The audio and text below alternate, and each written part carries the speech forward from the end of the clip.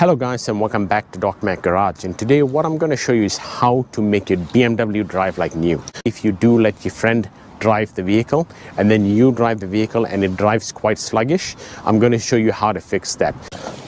Alright, so what I'm going to do today is what's called a throttle adaptation reset, which some people also see it as a gearbox reset. So all you need to do is put your key in. I would need to shut the door, but I'll leave the door open so that you can see exactly what I'm doing. So you want to turn the key into the run position like that, and then you want to turn off anything else which is on. Now what you're going to do is you're going to put your foot on the accelerator and you're going to press and hold, and you're going to hold that for about 45 seconds.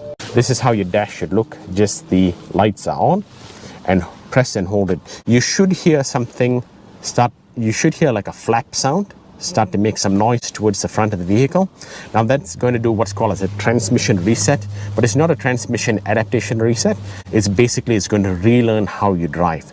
After you've done, release the foot pedal, turn the key off.